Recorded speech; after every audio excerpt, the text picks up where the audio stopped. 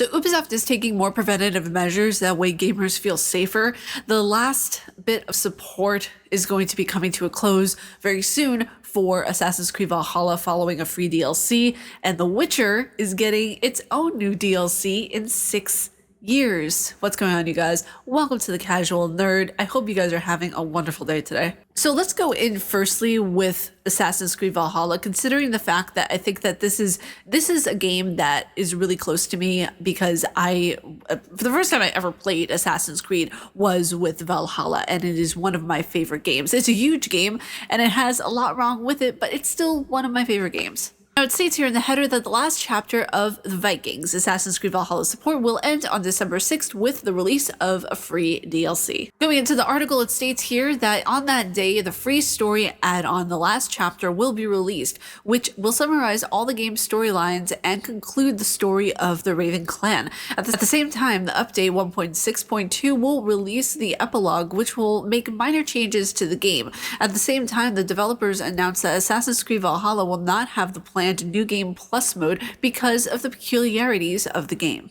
So yeah, the support will end on December 6th, which is going to be interesting. I think that just means that they're going to be ending the tech support, all that kind of stuff. They won't be focusing on that because I think they're going to be focusing more so on Assassin's Creed Mirage, which an era has come to an end. The Raven clan is well, it's still there, but also, no more support for the Raven clan.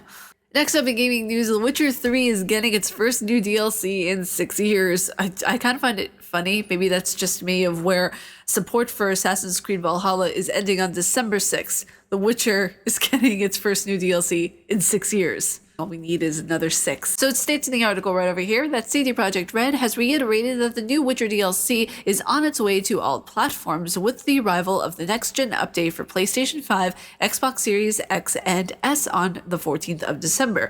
Of course, the DLC might not be welcomed so warmly as it would have been before the chaos that is the Netflix show has wrought, which, if you guys don't know, Henry Cavill is not going to be playing Geralt of Riviera anymore, which, I mean, sad face. He is the perfect Geralt. He plays the games. He read the books. Like, he is the absolute perfect Geralt. I don't know if the new guy is going to necessarily have all those same qualities, but here's hoping he does. I'm really so excited for the new DLC to be here. I'm excited for the next gen update. I believe the next gen update, don't quote me on this, is free for those who already own the game. And lastly, in gaming news, Zero Harm in Comms. Riot and Ubisoft working together on research project to create more positive gaming communities, which I love this. Now, it states here in the article that across the gaming industry, many people are hard at work making gaming a more positive, more inclusive, and ultimately a more fun experience for everyone. Making meaningful change in the complex challenge is going to take a collaboration across the gaming industry. That's why Riot and Ubisoft are teaming up on a tech partnership to develop a database gathering in-game data to better train AI-based preemptive moderation tools that detect and mitigate disruptive behavior in-game.